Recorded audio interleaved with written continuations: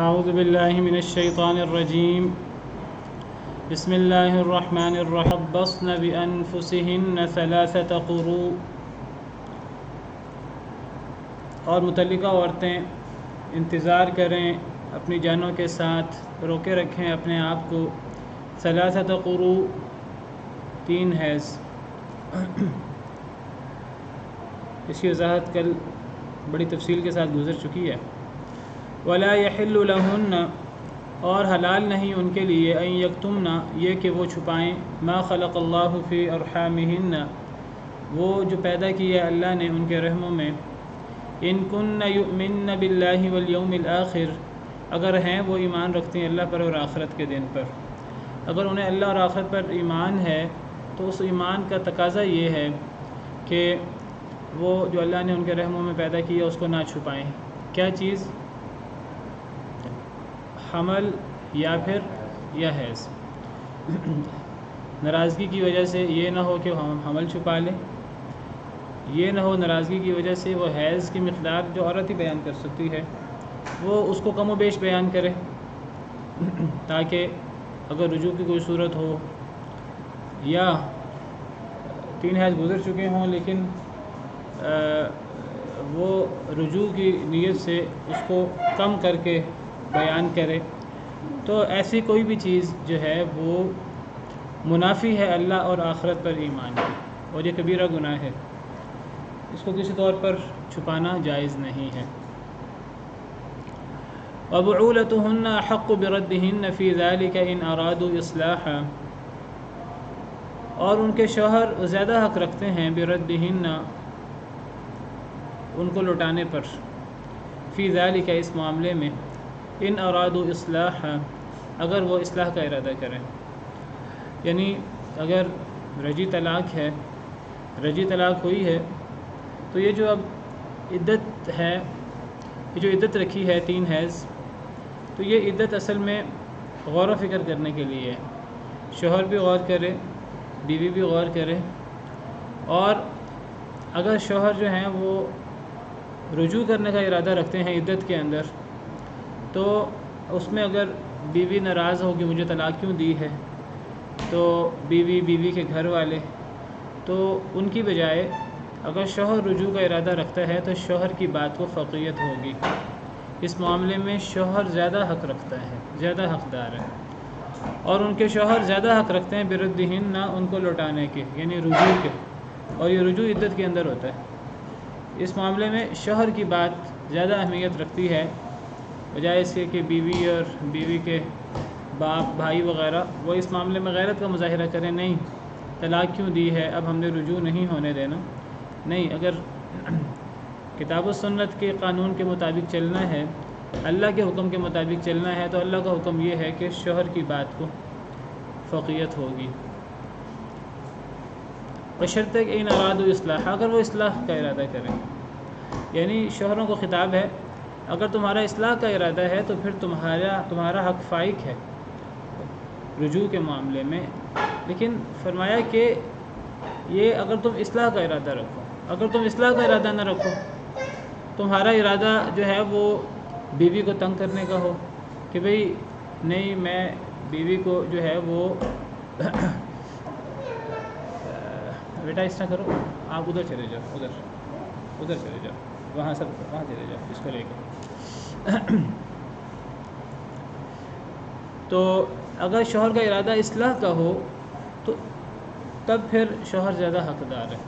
اس سے پتہ لگا کہ اصلاح کی غرض سے رجوع کرنا چاہیے، اگر رجوع سے مراد اصلاح نہ ہو بلکہ بیوی کو تنگ کرنا مراد ہے کہ اگر ابھی طلاق ہو گئی تو پھر تو یہ آزاد ہو جائے گی، اور جب یہ آزاد ہو جائے گی پھر یہ اپنی راہ لے گی، میں اپنی راہ لوں گا، مجھے تو اس کو سبق سکھانا ہے، یہ معاملہ اتنا خراب کیوں ہوا، بات طلاق تک کیوں پہنچی، تو میں رجوع کر لیتا ہوں، رجوع کر کے اس کو میں خوب خراب کروں گا، اگر یہ مقصد ہو تو یہ بہت ہی برا مقصد ہے، یہ اللہ کو ناراض کرنے والی بات ہے۔ جو شخص ایسا کرتا ہے وہ در حقیقت بیوی پر کوئی زیادتی نہیں کرتا، وہ در حقیقت اپنے آپ پہ زیادتی کرتا ہے، جس طرح آگے آ رہا ہے کہ وَلَا تُمْسِكُوهُنَّ ضِرَارًا لِتَعْتَدُوا، کہ عورتوں کو ضرر دینے کی غرض سے نہ روکو تاکہ تم زیادتی کرو، ومن یفعل ذلک فقد ظلم نفسہ، جو یہ کام کرے عورتوں کو زیادتی کرنے کی غرض سے وہ رجوع کر لے تو وہ اپنے آپ پہ ظلم کرتا ہے۔ وہ در حقیقت عورتوں پر ظلم نہیں کرے گا، وہ در حقیقت اپنے آپ پہ ظلم زیادتی کرے گا آخرت کے حوالے سے۔ وَلَهُنَّ مِثْلُ الَّذِي عَلَيْهِنَّ بِالْمَعْرُوفِ، اور ان کے لیے یعنی بیویوں کے لیے مثل الذی علیہن، اسی کے مثل ہے جو ان کے اوپر ہے۔ وَلَهُنَّ، اور عورتوں کے لیے، یہ جو لام ہے لام ذلی، اگر یہ ضمیر سے پہلے آئے تو اس پہ زبر آ جاتی ہے، یہ جو لام جار ہوتا ہے، تو یہ اس کا مطلب کے لیے، ان کے لیے، یہ فائدے کے معنی میں استعمال ہوتا ہے۔ ان عورتوں کے لیے یعنی ان عورتوں کے فائدے میں وہ چیزیں ہیں مثل الذی علیہن، اسی کی مثل جو ان کے اوپر ہیں۔ یہ جو علی کا لفظ ہے اوپر، یہ ذمہ داری کے معنی میں استعمال ہوتا ہے۔ مطلب کیا ہوا، یہ دونوں جو ہن علیہن دونوں ضمیر عورتوں کی ہیں، مطلب یہ ہے کہ عورتوں کے فائدے کے حقوق اتنے ہی ہیں، اسی کی مثل عورتوں کے فائدے کے حقوق ہیں جو ان عورتوں پر ذمہ داری ہے، جو ان عورتوں پر ہیں، یعنی عورتوں کے حقوق ہیں اسی کی مثل جس طرح عورتوں پر ذمہ داریاں ہیں، بالمعروف، معروف طریقے سے۔ یعنی جب اللہ تعالیٰ نے یہاں یہ فرمایا کہ رجوع کے معاملے میں جو ہے وہ مرد کا حق فائق ہے، تو گویا کہ پھر اللہ نے اس کے بعد بتایا کہ مرد کا حق فائق ہے، رجوع کا معاملہ ہو، طلاق کا معاملہ ہو، اس معاملے میں اللہ نے مرد کو حق دیا ہے، جس طرح آگے بھی آ رہا ہے وَلِلرِّجَالِ عَلَيْهِنَّ دَرَجَةٌ، لیکن مردوں کے لیے ان کے اوپر ایک گنا فضیلت ہے۔ تو یہ طلاق، رجوع وغیرہ کے معاملے میں اللہ نے یہ معاملات، اس میں مردوں کا ہاتھ اونچا رکھا ہے، لیکن اس کا مطلب یہ نہیں ہے کہ عورتوں کا کوئی حق نہیں ہے۔ عورتوں کے حقوق ہیں نکاح کے بعد، اگرچہ شوہر ان کا قوام ہوتا ہے، ان کا ذمہ دار ہوتا ہے، عورتوں کا کام اطاعت کرنا ہے، لیکن عورتوں کے حقوق ہیں، اور یہ حقوق اسی کی مثل ہیں جس طرح ان پہ ذمہ داری ہیں۔ جس طرح عورتوں پر ذمہ داریاں ہیں اسی طرح ان کے حقوق بھی ہیں۔ اللہ نے دونوں قسم کے معاملے رکھے ہیں، جو عورت کا حق ہوگا وہ مرد کی ذمہ داری ہوگی، اور جو عورت کی ذمہ داری ہوگی وہ مرد کا حق ہوگا۔ تو جب اللہ نے مردوں کے بعض حقوق فائق رکھے ہیں جو عورت کی ذمہ داری ہے، تو پھر جس طرح عورت پر ذمہ داری ہیں تو عورتوں کے حقوق بھی ہیں۔ کیا حقوق ہیں؟ کہ شوہر ان پر خرچ کرے، عورتوں کو کمانے کے لیے باہر مارا نہیں پھرنا پڑے گا، عورت ان کے خرچ کے ذمہ دار ہوں گے،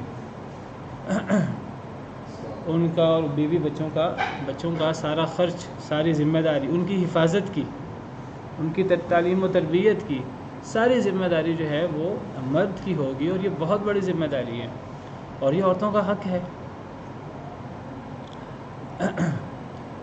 عورتوں کی ذمہ داری، عورتوں کے جو بچے ہیں جو اسی شوہر سے ہوں وہ، یا جو پچھلے شوہر سے ہیں وہ، اگر عورت کے ساتھ ہیں تو ان کی ذمہ داری بھی وہ مرد پر کافی حد تک آتی ہے۔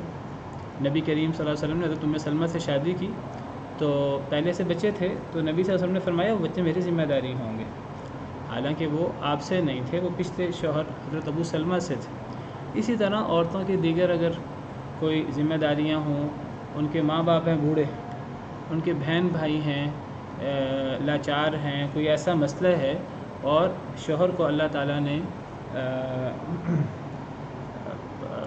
غنی بنایا ہے، تو شوہر پر بیوی کے ساتھ بیوی سے متعلقہ چیزوں کی ذمہ داری بھی کافی حد تک آتی ہے۔ تو یہ بہت بڑی ذمہ داری ہے جو مردوں پر ہے، اور یہ عورتوں کا بہت بڑا حق ہے جو عورتوں کو شادی کر کے حاصل ہوتا ہے۔ کمانا آسان نہیں ہوتا، صرف اپنی ذات کے لیے نہیں، پورے خاندان کے لیے۔ تو جب یہ بہت بڑے فوائد ہیں عورتوں کے لیے، تو پھر عورتوں پر ذمہ داری بھی ہے۔ وہ ذمہ داری کیا ہے کہ وہ نکاح کے معاملے میں مرد کو ذمہ دار سمجھیں، مرد کو اپنا قوام سمجھیں، نگہبان سمجھیں، اور ان کی بات مانیں۔ طلاق اور رجوع وغیرہ کے معاملے میں وہ مردوں کی تابع ہیں، اور ان کو مردوں کے تابع رہ کے چلنا چاہیے۔ فالصالحات قانتات حافظات للغیب بما حفظ اللہ، نیک عورتیں فرما بردار ہوتی ہیں، حافظات للغیب بما حفظ اللہ، مرد کی عدم موجودگی میں حفاظت کرنے والی ہوتی ہیں۔ شوہر کے جو چیزیں ہیں مال ہے، گھر بار ہے، بچے ہیں، تو وہ ساری ذمہ داری ان کی حفاظت اور ان کی تربیت کی مردوں پر نہیں ہے، مردوں پر ہے، لیکن اگر مرد باہر گئے ہوئے ہیں کام سے تو مردوں کی عدم موجودگی میں مردوں کی کے غائب ہونے کی صورت میں وہ ذمہ داری عورتوں پر آ جاتی ہے چیزوں کی حفاظت کی، بما حفظ اللہ۔ تو عورتوں کے حقوق بھی ہیں، عورتوں کی ذمہ داریاں بھی ہیں، مردوں کے حقوق بھی ہیں، مردوں کی ذمہ داریاں بھی ہیں۔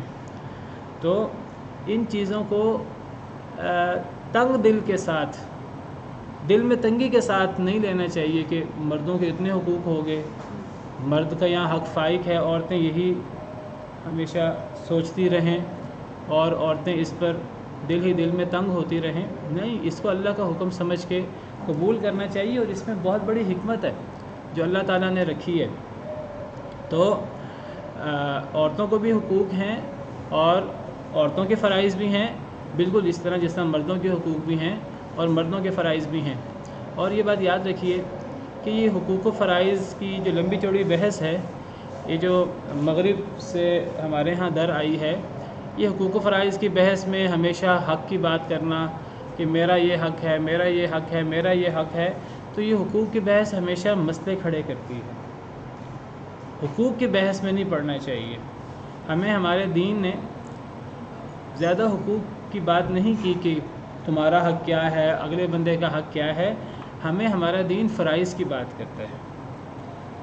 اگر انسان کی ساری توجہ حق پر ہو، پھر انسان ہمیشہ یہ سوچتا ہے میرا فائدہ کیا ہے، وہ اپنی ذمہ داری پر کبھی غور نہیں کرتا، ہمیشہ اگلے بندے کی خرابی دیکھے گا، اگلے بندے نے مجھ پہ زیادتی کی ہے، میرا یہ حق تھا، اس نے مجھے میرا حق نہیں دیا، تو کبھی یہ نہیں سوچے گا کہ مجھ پر بھی کوئی ذمہ داری تھی جو میرے باس کا حق تھا۔ اگر یہ حقوق اور فرائض کی بحث یہ اجیر اور آجر میں، یہ باس اور ورکر کے اندر اگر یہ بحث شروع ہو جائے، تو یہی بحث جو اجیر اور آجر سے شروع ہوئی، یہ رعایا اور حاکم سے چلتی ہوئی، یہ مردوں عورت اور میاں بیوی کے اوپر بھی یہی بحث آ کے جو ہے وہ مغرب نے شروع کی، اور یہاں سے یہ مسئلہ شروع ہوا، اور مغرب میں پورا جو نکاح کا ادارہ ہے وہ ٹوٹ پھوٹ کا شکار ہو گیا۔ سارا حقوق و فرائض کی بحث، میرا حق یہ ہے، میرا حق یہ ہے، میں نیچے کیسے ہوں، تم اوپر کیسے ہو، یہ ساری بحث۔ حالانکہ کبھی بھی آپ یہ کہیں کہ دو انسان ہمیشہ ایک جیسے ہوں گے، ممکن ہے کہ وہ اصلاً ایک جیسے ہوں انسان ہونے کے اعتبار سے، آزاد ہونے کے اعتبار سے، لیکن کوئی بڑا ہو کوئی چھوٹا ہو، بڑے کے حقوق ہوتے ہیں کچھ جو چھوٹے کے فرائض ہوتے ہیں، کچھ چھوٹوں کے فرائض ہوتے ہیں جو بڑوں کے حقوق ہوتے ہیں۔ اب باپ ہے اور بیٹا ہے، باپ 40 سال کا ہے، بیٹا 5 سال کا ہے، اب کہا جائے دونوں بالکل برابر ہیں، بالکل برابر ہے۔ اب جس طرح باپ نے کمائی کرنی ہے بیٹے نے بھی کمائی کرنی ہے، جس طرح باپ نے کھلانا ہے بیٹے کو بھی باپ کو کھلانا چاہیے، یہ ایسی بات کوئی بھی نہیں کرے گا۔ کچھ حقوق ہوں گے جو بیٹے کے ہوں گے جو باپ کی ذمہ داری ہوگی، اور کچھ باپ کے حقوق ہوں گے جو بیٹے کی ذمہ داری ہوگی، بیٹے کو باپ کے مطابق چلنا پڑے گا، اس کی بات ماننی پڑے گی، اور باپ کو بیٹے کی ذمہ داری اٹھانی ہوگی۔ تو یہ جو حقوق و فرائض کی بحث ہے، یہ اصل میں حقوق و فرائض کی زیادہ بحث یہ مغرب سے ہمارے ہاں آئی ہے۔ اسلام اصل میں زیادہ حقوق و فرائض کی بات نہیں کرتا، اسلام میں ساری بحث فرض کی ہے، ذمہ داری کی۔ کلکم راع وکلکم مسئول عن رعیتہ، نبی صلی اللہ علیہ وسلم نے ارشاد فرمایا تم میں سے ہر شخص ذمہ دار ہے اور اس سے اس کی ذمہ داری کے بارے میں سوال ہوگا۔ یہ نہیں فرمایا کہ تم یہ دیکھو کہ تمہیں تمہارا حق ملا کہ نہیں ملا، فرمایا تم یہ دیکھو تمہاری ذمہ داری تھی، تم نے ذمہ داری ادا کی کہ نہیں کی۔ قیامت کے دن تم سے ذمہ داری کے بارے میں سوال ہوگا، حق کے بارے میں سوال نہیں ہوگا۔ تمہارا حق کیا تھا، تم نے کیا کیا، تمہیں تمہارا حق ملا کہ نہیں ملا، ذمہ داری کے بارے میں سوال ہوگا۔ فرمایا کہ یہ اگر ذمہ داری کی بات ہو تو فرمایا کہ مرد ذمہ دار ہے اور اس سے اس کی ذمہ داری کے بارے میں سوال ہوگا، عورت ذمہ دار ہے شوہر کے مال کی، شوہر کے بچوں کی، عورت سے اس کی ذمہ داری کے بارے میں سوال ہوگا۔ حکمران ذمہ دار ہے، اس سے اس کی رعایا کے بارے میں سوال ہوگا۔ غلام ذمہ دار ہے اور اس سے اس کی ذمہ داری کے بارے میں سوال ہوگا۔ معاشرے کے اندر جتنی قسمیں ہو سکتی ہیں حدیث مبارکہ میں سب اقسام کو مخاطب کیا گیا ہے۔ حکمران کو مخاطب کیا گیا، اس کے اندر سارے عہدیدار آ جاتے ہیں، چھوٹے بڑے، ہر بندہ جتنی اس کی رعایا ہے، جتنے لوگ اس کے ماتحت ہیں، وہ گھر کا ذمہ دار ہو یا وہ جو ہے وہ پورے ملک کا ذمہ دار ہو، وہ پورے ایک علاقے کا گورنر ہو، وہ ایک پوری کمپنی کا مالک ہو، تو وہ ذمہ دار ہے اپنے ماتحت لوگوں کا، اور اس ذمہ دار سے ذمہ داری کے بارے میں سوال ہوگا۔ اور فرمایا کہ گھر کے اندر شوہر مرد ذمہ دار ہے، اس سے ذمہ داری کے بارے میں سوال ہوگا۔ عورت وہ ذمہ دار ہے، اگرچہ وہ مرد عورت کے معاملے میں عورت کا کام ہے مرد کے تابع ہو کر چلنا، لیکن عورت بھی ذمہ دار ہے، اس کی بھی ذمہ داری ہے۔ اس کی ذمہ داری مرد کی عدم موجودگی میں مرد کے بچوں اور گھر کی جو چیزیں ہیں ان کی ذمہ داری آتی ہے، بچوں کی تربیت اس کی ذمہ داری آتی ہے، اور اس سے اس کی ذمہ داری کے بارے میں سوال ہوگا۔ مرد کے بارے میں خیر خواہی یہ عورت کی ذمہ داری ہے۔ پھر فرمایا کہ غلام اگر ہو، آقا اور غلام بھی ذمہ دار ہوتا ہے، جس کا معاشرے کے اندر بہت کم حق ہوتا ہے، وہ بھی ذمہ دار ہے۔ وہ کس چیز کا ذمہ دار ہے؟ وہ اپنے مالک نے جو اس کو کام دیا ہے وہ اس کام کو کرنے کا ذمہ دار ہے۔ اس کے پاس جو مالک کی چیزیں ہیں وہ ان چیزوں کی حفاظت کا ذمہ دار ہے۔ وہ چیزیں اگر اس کی لاپرواہی سے ضائع ہوں تو وہ ذمہ دار ہوگا، اللہ کے ہاں قیامت کے دن اس سے سوال ہوگا۔ تو ہر فرد ذمہ دار ہے۔ ہمارے ہاں تو آج غلام نہیں ہوتے، ہمارے ہاں ورکر اور باس ہوتے ہیں، کام کرنے والے ہوتے ہیں۔ یہ جو کام کرنے والے ہیں یہ غلام نہیں ہوتے، غلام کی حیثیت بہت کم ہوتی ہے۔ وہ یہ ورکر سے، نوکر سے، ڈرائیور سے، مالی سے، اس سے بھی کافی کم ہوتی ہے۔ جب غلام ذمہ دار ہے تو یہ جو ہمارے ہاں جس کو ہم گریڈ 4 تک کے ملازمین کہتے ہیں یہ بھی ذمہ دار ہے۔ ہر فرد اپنی جگہ ذمہ دار ہے، معاشرے کا ہر فرد۔ تو ہمارا دین ذمہ داری کی بات کرتا ہے، اور وہ کہتا ہے کہ اس پہ فوکس کرو کہ تم نے اپنی ذمہ داری ادا کی کہ نہیں کی۔ اور اگر ہر بندہ اپنی ذمہ داری ادا کرے گا تو لازماً ہر بندے کو اس کا حق بھی ملے گا، کیونکہ جس کی ذمہ داری ہے وہ اس کے بالمقابل اگلے کا حق ہے۔ اگر حکمران اس سے اپنی ذمہ داری کے بارے میں سوال ہوگا اور وہ ڈرے اللہ تعالیٰ سے اور وہ اپنی ذمہ داری ادا کرے تو آپ بتائیے عوام کا حق ادا ہوگا کہ نہیں ہوگا۔ اگر شوہر اپنی ذمہ داری ادا کرے، ڈرے اس سے کہ اللہ کے ہاں مجھ سے سوال ہوگا، بیوی کا حق ادا ہوگا کہ نہیں ہوگا۔ اور اگر بیوی اپنی ذمہ داری کے بارے میں ڈرے اللہ تعالیٰ سے، اور یہاں ڈرنا شوہر سے نہیں ہے، مد مقابل سے نہیں ڈرنا، یہاں سارا کا سارا خوف اللہ کا ہوگا۔ اگر مد مقابل سے ڈرنا ہو پھر اس کی موجودگی میں اس سے ڈرا جاتا ہے، اس کی عدم موجودگی میں ڈر ختم ہو جاتا ہے، ہر قسم کی من مانی ہوتی ہے۔ جب اللہ کا ڈر ہوگا پھر ہر وقت وہ ڈر ہوگا، وہ شوہر کی موجودگی میں بھی بیوی ڈرے گی اور شوہر کی عدم موجودگی میں بھی ڈرے گی، کیونکہ اللہ تو ہے جو دیکھ رہے ہیں۔ اگر بیوی اپنی ذمہ داری ادا کرے گی تو شوہر کا حق ادا ہوگا، اور اگر غلام ورکر وہ اپنی ذمہ داری ادا کرے گا تو یہ مالک کا حق ہے، مالک کا حق ادا ہوگا، مالک کی چیزیں جو ہیں وہ خراب نہیں ہوں گی، مالک کی خیر خواہی ہوگی۔ تو دیکھیے کتنا بہترین نظام ہے، اور اس میں اللہ کا ڈر، تقوی، جس میں کیمرے لگانا اور ہر وقت کسی دوسرے کا کھڑا ہونا، یہ اس کی بھی ضرورت ہوتی ہے۔ اس کے بغیر صرف تقوی سے کام نہیں چلتا، سختی کی بھی ضرورت ہوتی ہے، لیکن صرف سختی کام نہیں کرتی۔ سختی کے ساتھ تقوی، اللہ کا ڈر، یہ پھر جو ہے وہ کام چلتا ہے۔ تو اسلام کا سارا نظام وہ ذمہ داری پر چلتا ہے۔ جب ذمہ داری ادا ہوگی حقوق خود بخود ادا ہوں گے۔ اور یہ بھی فرمایا کہ اگر انسان کو زیادہ فکر ذمہ داری کی ہونی چاہیے، حق کی نہیں ہونی چاہیے۔ اگر حق اس کو نہ بھی ملے اس کو اپنی ذمہ داری پوری کرنی ہے، کیونکہ اللہ کے ہاں اس سے اس کی ذمہ داری کے بارے میں سوال ہوگا۔ اگر اس کو حق نہیں ملا تو اللہ کے ہاں مظلوم پیش ہوگا، اور مظلوم قیامت کے دن فائدے میں رہے گا کہ اس کو جس نے ظلم کیا ہے اس کے اوپر، اس سے اس کو اس کی نیکیاں ملیں گی یا اس کے گناہ اس پر پڑیں گے۔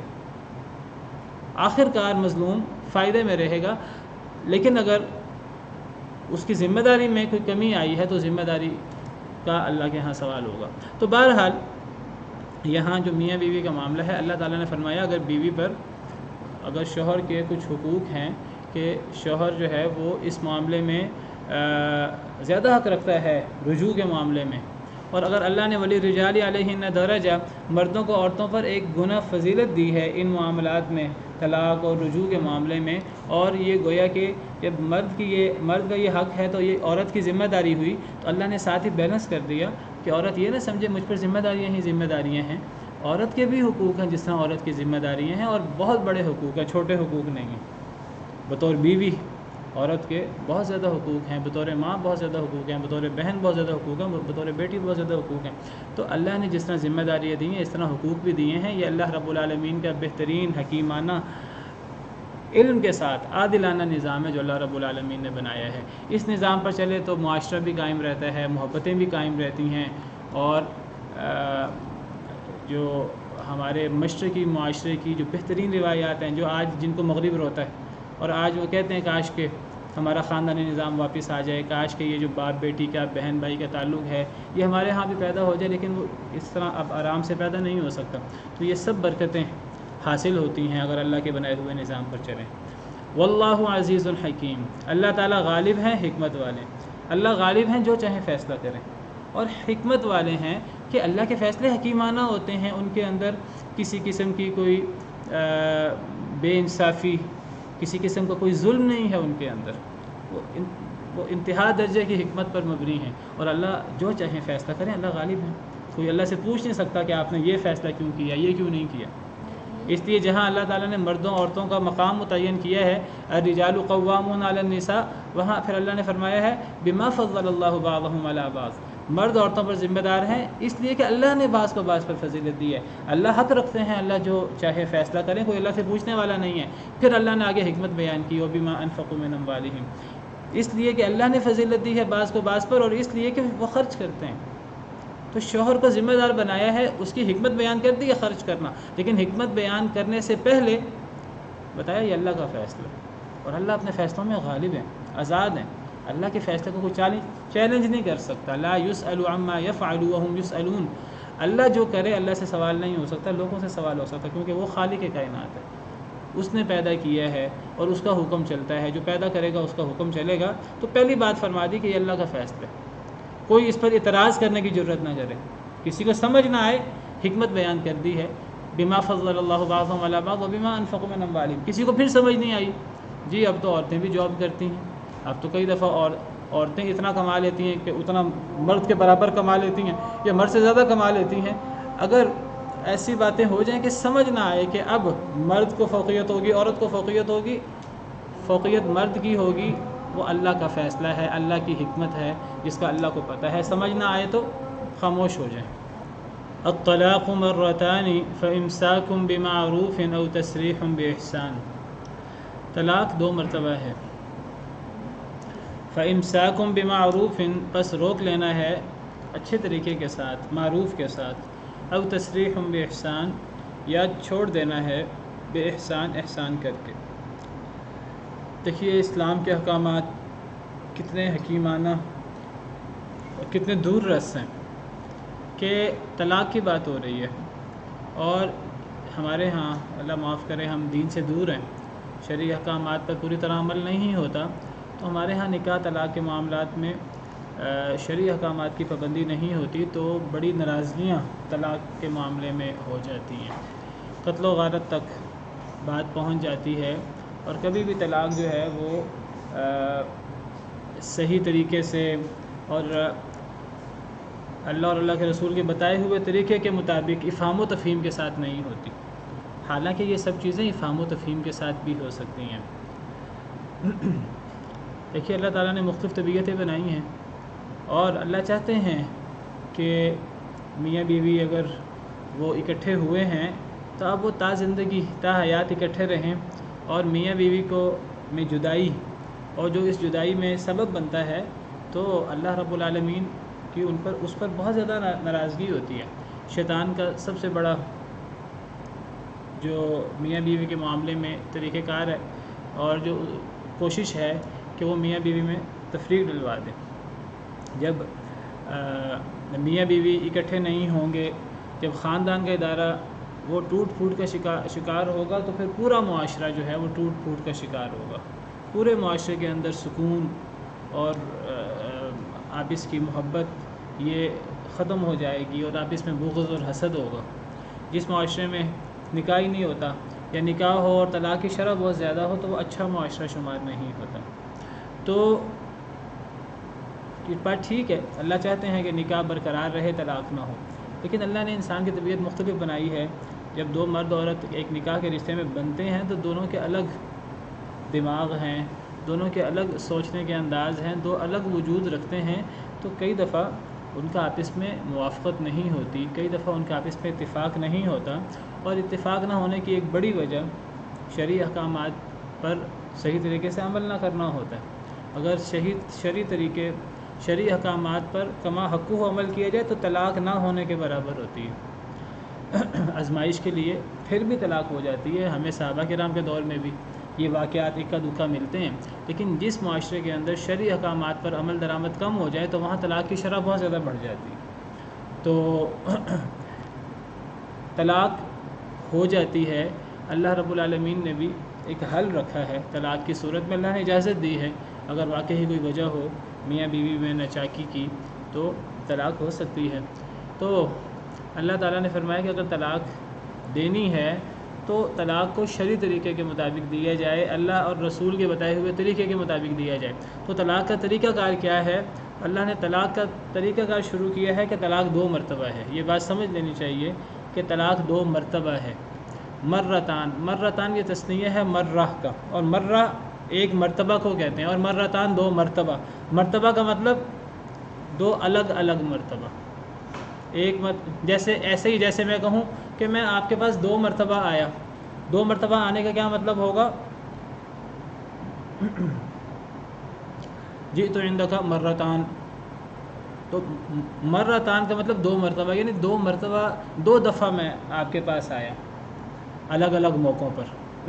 ایک دفعہ اگر میں کسی کے پاس جاؤں اور ایک کمرے میں، دوسرے کمرے میں، تیسرے کمرے میں، تو وہ جتنی دفعہ ہم ایک کمرے میں آئیں جائیں گے وہ ایک ہی مرتبہ شمار ہوگا۔ دوسری مرتبہ کے لیے وہ دوسری دفعہ باقاعدہ جانا ہوگا الگ سے۔ تو طلاق 2 مرتبہ ہے۔ یہ کون سی طلاق کی بات ہو رہی ہے؟ یہ اس طلاق کی بات ہو رہی ہے جس طلاق کے بعد رجوع کا حق ہوتا ہے، کیونکہ اگلے جملے میں فَإِمْسَاكُمْ بِمَعْرُوفٍ، بس روک لینا ہے معروف کے ساتھ، او تسریح بِإِحسان، یا چھوڑ دینا ہے احسان کر کے۔ تو روکنے کی بھی گنجائش موجود ہے طلاق کے بعد۔ روکنے کی کیسے روکا جاتا ہے؟ رجوع کر کے، رجوع کر کے روک لیا جاتا ہے۔ تو روکنے کی بھی اجازت ہے معروف طریقے سے، اور چھوڑنے کی بھی اجازت ہے احسان کر کے۔ تو گویا کہ کس طلاق کی بات ہوئی؟ رجی طلاق کی۔ تو رجی طلاق 2 مرتبہ ہوتی ہے، رجی طلاق 3 مرتبہ نہیں ہوتی۔ تیسری مرتبہ جو طلاق ہوگی پھر امساک ختم ہو جائے گا، پھر تصریح ہی تصریح ہے، پھر چھوڑنا ہی چھوڑنا ہے، پھر امساک یعنی رجوع ختم ہو جاتا ہے۔ تو طلاق رجی 2 مرتبہ ہے، 2 مرتبہ ہے۔ ایک ہی مجلس میں اگر 2 دفعہ طلاق کہہ دی جائے وہ 2 مرتبہ نہیں ہے، وہ 1 مرتبہ ہی شمار ہوگا۔ اگر مجلس الگ ہو جائے، دوسری مرتبہ کسی اور موقع پر طلاق دی جائے تو وہ دوسری طلاق شمار ہوگی۔ تو طلاق 2 مرتبہ ہے الگ الگ۔ تیسری مرتبہ طلاق ہوگی تو رجوع کا حق ختم ہو جائے گا۔ تو یہاں سے مسئلہ ختم ہو گیا کہ اگر ایک دفعہ 3 طلاق دے دی جائے، پہلی بات ہے ایک دفعہ 3 طلاقیں دینا جائز نہیں ہے ہمارے معاشرے میں۔ میں نے بتایا کہ ان احکامات پہ عمل نہیں کیا جاتا، یہ احکامات لوگوں کو پتہ ہی نہیں ہے، لوگوں کی ان معاملات میں تربیت نہیں ہوئی، لوگوں نے ان چیزوں کو سیکھا نہیں ہے، نہ نکاح کے احکامات کو سیکھا ہے، نہ طلاق کے احکامات کو سیکھا ہے۔ یہ چیزیں سیکھنی چاہیے مردوں کو، عورتوں کو، اور یہ علماء کی ذمہ داری ہے کہ وہ سکھائیں اور معاشرے کے اندر اس کی باقاعدہ تربیت ہو۔ جس طرح حج کرنے سے پہلے حج کی ٹریننگ ہوتی ہے، نماز پڑھنے سے پہلے نماز کا طریقہ سیکھنا چاہیے، اسی طرح نکاح سے پہلے نکاح کی تربیت ورکشاپ باقاعدہ ہونی چاہیے مردوں کے لیے، عورتوں کے لیے، اور ان کو نکاح کے مسئلے بتائے جائیں، طلاق خلا کے مسئلے بتائے جائیں۔ تو طلاق 2 مرتبہ ہے، یعنی رجی طلاق 2 مرتبہ ہوگی۔ تو یہ 1 مرتبہ کئی طلاقیں دے دینا یہ بہت بڑی نافرمانی ہے اللہ تعالیٰ کی۔ ایک حدیث مبارکہ میں آتا ہے کہ نبی کریم صلی اللہ علیہ وسلم کے سامنے ایک شخص آیا اور اس نے عرض کیا کہ اے اللہ کے رسول، میں نے اپنی بیوی کو 100 مرتبہ طلاق دی ہے۔ تو نبی کریم صلی اللہ علیہ وسلم جو ہیں شاید اس میں ہے کہ 3 دفعہ طلاق دی ہے اکٹھی۔ تو نبی کریم صلی اللہ علیہ وسلم غصے سے کھڑے ہو گئے اپنی جگہ سے، اور آپ نے فرمایا کہ اللہ کی کتاب کے ساتھ کھیلا جا رہا ہے، اللہ کی کتاب کا مذاق اڑایا جا رہا ہے، اور ابھی میں موجود ہوں، میری موجودگی میں اللہ کی کتاب کے ساتھ کھیلا جا رہا ہے، اللہ کی کتاب کا مذاق اڑایا جا رہا ہے۔ تو یہ اکٹھی طلاق دینا یہ حرام ہے، یہ جائز نہیں ہے۔ اب اگر یہ دے دی جائے تو دینے سے وہ دین کا مذاق تو ہو گیا، اور دین کا مذاق اڑانا یہ کفر تک پہنچ جاتا ہے، اللہ معاف کرے، یہ بہت بڑا گناہ ہے۔ لیکن یہ 1 مرتبہ شمار ہوگا، یہ 2 مرتبہ شمار نہیں ہوگا، 2 مرتبہ، دوسری مرتبہ وہ الگ شمار ہوگا۔ اور اس کے دلائل بھی موجود ہیں۔ صحیح مسلم کی مشہور حدیث ہے کہ نبی کریم صلی اللہ علیہ وسلم کے زمانے میں 3 طلاقیں، وہ ایک ہی طلاق شمار ہوتی تھیں، نبی صلی اللہ علیہ وسلم کا زمانہ ہو کہ سیدنا ابو بکر صدیق کا زمانہ ہو، اور حضرت عمر کے زمانے میں شروع کے 2 سال 3 طلاقیں ایک ہی شمار ہوتی تھیں۔ پھر حضرت عمر نے جب دیکھا کہ لوگ اس معاملے میں گڑبڑ کرنا شروع ہو گئے ہیں تو انہوں نے ایک انتظامی آرڈر جاری کیا۔ دیکھیے، خلفائے راشدین کو یہ حق حاصل نہیں ہے کہ وہ شریعت میں تبدیلی کریں، شریعت میں تبدیلی کی ان کو اجازت نہیں ہے۔ بعض احادیث میں آپ کو ملے گا کہ میری سنت کو بھی لازم پکڑو اور خلفائے راشدین کی بھی سنت کو لازم پکڑو۔ اس حدیث سے یہ مغالطہ نہ ہو کہ جس طرح نبی کریم صلی اللہ علیہ وسلم احکامات بیان کرتے ہیں لوگوں کے سامنے، نئے سے نئے احکامات بیان کرتے ہیں اور امت کے لیے ان کو ماننا ضروری ہے، تو یہی حق خلفائے راشدین کو بھی حاصل ہے۔ خلفائے راشدین بھی جو چاہے حکم جاری کر دیں، وہ بھی شریعت سازی کر سکتے ہیں؟ نہیں۔ خلفائے راشدین کو وہ صحابہ ہیں اور صحابہ کرام میں سے سب سے افضل ہیں، انہیں شریعت سازی کا حق نہیں ہے۔ یہ جو نبی صلی اللہ علیہ وسلم نے فرمایا کہ میری سنت کو اور خلفائے راشدین کی سنت کو لازم پکڑو، اس سے کیا مراد ہے؟ اس سے مراد ہے نبی صلی اللہ علیہ وسلم کا جو بھی حکم ہو وہ تو لازم پکڑنا ہے، اور اس سے یہ اصل میں ایک پیش گوئی ہے کہ خلفائے راشدین کبھی بھی شریعت سازی نہیں کریں گے، وہ جو بھی حکم دیں گے وہ حکم شریعت کے دائرے کے اندر ہوگا۔ یہ اصل میں ایک پیش گوئی ہے، یہ فضیلت ہے خلفائے راشدین کی کہ خلفائے راشدین سنت پر ہی عمل کریں گے، سنت کو ہی جاری کریں گے۔ ان کے ایسے احکامات نہیں ہوں گے کہ جہاں سنت کی خلاف ورزی ہو رہی ہے، وہ بدعات اور دین کے اندر نئی نئی چیزیں داخل کرنے والے نہیں ہوں گے۔ تو حکمران کو یہ اجازت حاصل ہوتی ہے، شریعت حکمران کو اجازت دیتی ہے، حکمران وقتی طور پر انتظامی ضرورت کے تحت کوئی چیز، کوئی ایسی سختی کر دے جو شریعت میں موجود نہ ہو، وہ سختی کے لیے وقتی طور پر معاشرے کے اندر انارکی پھیلی ہے، وہ وقتی طور پر کوئی حکم جاری کر دے، یہ حکمران کو یہ حق حاصل ہے، یہ حق خلفائے راشدین کو بھی حاصل تھا۔ تو نبی کریم صلی اللہ علیہ وسلم کے دور میں 3 طلاقیں ایک ہی شمار ہوتی تھیں، حضرت ابوبکر صدیق کے دور میں بھی ایک شمار ہوتی تھی، حضرت عمر رضی اللہ عنہ کے دور میں شروع کے 2 سال یہی معاملہ رہا۔ جب انہوں نے دیکھا کہ لوگ 3 طلاقیں زیادہ دینا شروع ہو گئے ہیں تو انہوں نے انتظامی طور پر فرمایا، وقتی طور پر جو 3 طلاقیں دے گا، یہ گناہ تو پہلے ہی تھا، فرمایا کہ میں 3 کی 3 ہی نافذ کر دوں گا، میں رجوع کرنے کا مہلت چھین لوں گا اس سے انتظامی طور پر۔ تو اس سے بعض لوگ سمجھتے ہیں، بہت سارے علماء سمجھتے ہیں اب 3 طلاقیں 3 ہی شمار ہوں گی۔ اگر نبی صلی اللہ علیہ وسلم کے دور میں 3 طلاقیں ایک شمار ہوتی تھیں، حضرت ابوبکر صدیق کے دور میں 3 طلاقیں ایک شمار ہوتی تھیں، تو اس شریعت کے اندر حضرت عمر اضافہ نہیں کر سکتے، وقتی طور پر کوئی حکم جاری کر سکتے ہیں، اور انہوں نے وقتی طور پہ حکم جاری کیا، تو یہ ایک وقتی اور انتظامی ضرورت تھی۔ تو حکم وہی ہے جو نبی صلی اللہ علیہ وسلم کے دور میں تھا، 3 طلاقیں ایک ہی شمار ہوتی تھی، اور اس کی دلیل یہ قرآن کریم کی واضح آیت ہے، الطلاق مرتان، طلاق 2 مرتبہ ہوتی ہے، فَإِمْسَاكُمْ بِمَعْرُوفٍ، پس روک لینا ہے معروف طریقے سے، او تسریحٌ بِإِحْسَان، یا چھوڑ دینا ہے احسان کے ساتھ۔ اب دیکھیے، جب رجوع کی بات آئی تو فرمایا رجوع معروف طریقے سے ہوگا۔ معروف کہتے ہیں نیکی کو، اچھے طریقے کو، نیکی کو۔ اگر روکنا ہے، رجوع کرنا ہے، جس کے بارے میں ہم نے پچھلی آیت میں پڑھا کہ وہ اس میں مرد زیادہ حق رکھتا ہے رجوع کے معاملے میں، تو رجوع کرنا ہے، اگر رجوع کرنا ہے تو معروف طریقے سے ہوگا، یعنی رجوع زیادتی کرنے کے لیے نہیں ہوگا، جس طرح پیچھے ہم نے پڑھا وَبُعُولَتُهُنَّ أَحَقُّ بِرَدِّهِنَّ فِي ذَلِكَ إِنْ أَرَادُوا إِصْلَاحًا، اگر مرد اصلاح کا ارادہ کریں تو زیادہ حق رکھتے ہیں، تو نیک نیتی سے رجوع ہوگا۔ اگر نیک نیتی سے رجوع نہ ہو، عورت کو تنگ کرنے کے لیے رجوع ہو، جس طرح جاہلیت میں ہوتا تھا، جاہلیت کے اندر طلاقوں کی تعداد مقرر نہیں تھی، ایک مرد 100 دفعہ طلاق دے دے، پھر رجوع کر لے، پھر طلاق دے دے، پھر رجوع کر لے، وہ لوگ اپنی بیویوں کو تنگ کرنے کے لیے اور لٹکانے کے لیے نہ ان کو بساتے تھے، طلاق دے دیتے تھے، اور جب عدت ختم ہونے لگتی تھی، عدت بھی سال سال کی ہوتی تھی، جب عدت ختم ہونے لگتی تھی تو رجوع کر لیتے تھے، رجوع کرنے کے بعد پھر بیوی بنا کر نہیں رکھتے تھے، پھر دوبارہ طلاق دے دینی، تاکہ نہ وہ بیوی بن کے رہے اور پھر وہ آگے بھی شادی نہ کر سکے۔ تو ہمیشہ ان کو معلق رکھنے کے لیے اور ان کو تنگ کرنے کے لیے، ان پہ ظلم زیادتی کرنے کے لیے جاہلیت میں کوئی طلاقوں کی تعداد مقرر نہیں تھی۔ اللہ تعالیٰ نے طلاقوں کی تعداد بھی مقرر کر دی اور فرمایا کہ رجوع کرنا ہے تو وہ رجوع بھی اصلاح کی نیت سے ہوگا. اگر رجوع زیادتی کی نیت سے ہو تو یہ عورت پر زیادتی نہیں ہے، یہ مرد اپنے اوپر خود ظلم کرتا ہے. وَمَن يَفْعَلْ ذَلِكَ فَقَدْ ظَلَمَ نَفْسَهُ جیسے آگے آیت میں آ رہا ہے. تو اگر رجوع کرنا ہے تو معروف طریقے سے، اگر چھوڑنا ہے یعنی اگر اس طلاق کو باقی رکھنا ہے، عدت گزرنے دینی ہے، رجوع نہیں کرنا عدت کے اندر، پہلی طلاق دی ہے یا دوسری طلاق دی ہے، رجوع کا حق ہے. اگر رجوع کرے تو اچھے طریقے سے، اگر رجوع نہیں کرنا، چھوڑ دینا ہے، تو وہ اس اچھے طریقے سے بھی زیادہ اچھے طریقے سے، جس کو احسان کہتے ہیں. چھوڑنا ہے تو احسان سے.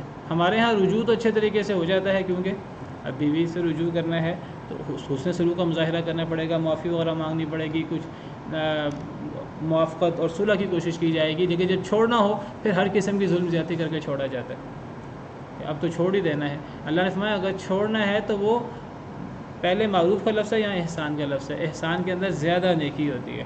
چھوڑنا ہے تو زیادہ احسان کر کے، کچھ دے دلا کر اچھے طریقے سے چھوڑنا ہے.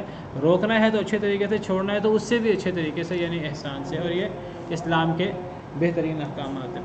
سبحان ربک رب العزت عما یصفون وسلام علی المرسلین والحمد للہ رب العالمین.